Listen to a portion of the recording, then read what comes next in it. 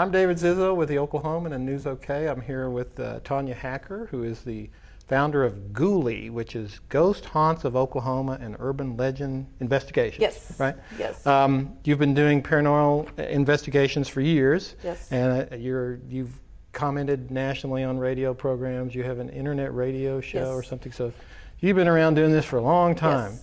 Yes. So I wondered, with all your experience, as a ghost hunter, what have you found? Well, I do have a bit of skepticism to me, but I have found that there are some things out there that you truly cannot explain. That's what, as a paranormal researcher, that's what you're hoping for, is those things that absolutely science and psychology and technology is unable to say this is exactly what that is. It could be a coincidence. It could just be one of those things in life, but that's what we look for. Objects moving, when there's absolutely no strings attached, literally, Mm-hmm. Things like that, and seeing things with your eyes and hearing noises that they're not there, or hearing a room fill up with music, from the 1940s. Those are the really cool moments that keep me going in this field for the past 9 years. So you feel like you found those moments. Yes. Do you consider you found ghosts? Sometimes yes, and sometimes no, because a lot of things that's just so random, you can't place what it is exactly or declare it a ghost. But if you go with the definition of a ghost, then I've seen a ghost or two or three. So you have seen things visually, yes, not just things moving or music. Right. I've witnessed a lot of things, and that's for instance, give us a few for instance. I was in an abandoned hotel outside of Oklahoma, and I was in the hallway just kind of minding my own business, and I do investigate alone. And I look down the hallway and I see a little boy, and I wasn't afraid in advance or anything. I was just kind of just hanging out and chilling out, and I look down the hall and there's a little boy, and he's standing right there. He turns and he looks at me, and then he walks into the elevator shaft. And so most people were like, oh, did you scream or did you run? And actually I was just in a state of shock because I didn't really know what I had seen. And the cool thing is I didn't know that there was a rumor of a little boy ghost being there.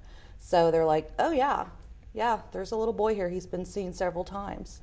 Now, you said to me before we got on camera here that you think there are some people who are less skeptical, yes, who are ghost hunters. Yes. Could you kind of elaborate on that? Yeah, I am. I do try to apply critical thinking and skepticism on all of the investigations that we go on. I do use history as a tool instead of just, let's create a cool ghost story. So it's one of them things where there's a lot of teams out there that they go in expecting to see ghosts, or they're on that thrill or that chase to go in and get evidence. And I'm kind of the person, I'm like, okay, show me what you got, and let's put this together and let's build a case, and and see if something does happen, because we don't want everybody to think that they're crazy. Unfortunately, there are some people out there that are a little touched. So the ghost hunters or the people a little bit of both. A little bit of both. When some of these people go out, do they just hallucinate or talk themselves into things? Well, it's a lot of expectations. They're expecting to see things, therefore their brain is going to create that. It's a mild hysteria, and I kind of consider it mass hysteria. I've done a lot of experiments on hysteria and making people think that they're seeing things and feeling and smelling and the sense of being touched. And it's very easy to do, and it's very easy to manipulate a group of believers into witnessing paranormal activity. Well, how do you know that's not happening to you?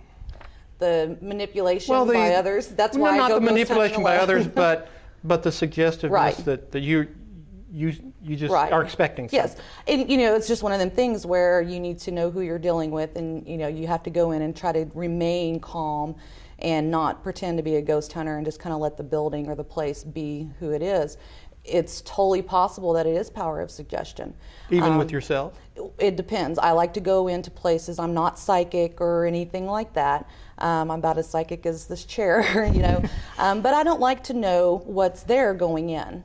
So if I do witness something, or say that I've been able to, witness a rare apparition, I can say, well, this is what she looked like or he looked like, and is this a common thing, or has this happened before? And then, for myself, I'm validated that I didn't just totally make it up because somebody stuck it in my mind. So, you kind of have to like break it down and wean it out. And but unfortunately, a lot of ghost hunters just go in believing, and they've already have the history. They already know what the case is, what to expect, and therefore you open that door to creating a lot of drama and hysteria involved in the place. With just about any old building, any old house, doesn't even have to be old maybe, can you find someone who feels like they've seen something there or felt something? Or in old buildings, not necessarily. I mean, just because they look haunted doesn't mean that they are haunted.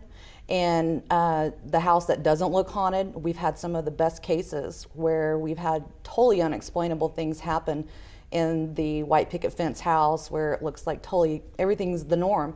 But we've gone into big, grand, lodges and theaters and all that, where all the ghost stories are crazy and it looks haunted, feels creepy, even smells creepy, and absolutely nothing going on. So it's a lot of visual stimulation. And after 9 years of doing this, I've been able to kind of like weed out some of that, and it's like, it's just a building, let's take it for what it is and go from there. So it's kind of rare that finding ghost hunters that actually do use critical thinking, because they want so bad. So have you had that one moment where you thought, I have finally found the essence of what I've been looking for? A couple times, and then after a while your brain starts rationalizing what you've witnessed, and it's just one of them things where you can always find flaw in everything. So you start breaking it down and you're like, okay, I think I want to do better, and let's convince myself and the people that I want to convince, let's see if we can do better this time around. So that's when you start developing new theories and protocols, and trying to get it to where it actually makes sense to the rest of the world, instead of, here, let's just creep out everybody, let's just make sense of this case and find out what's really going on here. Okay. Now I understand you're going to be doing a blog for, so of course we can't go on forever here, but it would be interesting to hear all of your stories. But if people want to hear more about some of your experiences and what you're up to, they can check your blog through News OK. It will be with a group of stories that we're going to be doing on unusual Oklahoma, which will cover a lot of other things besides ghost hunting. So thank you for coming. Thank you. Thank you for having me.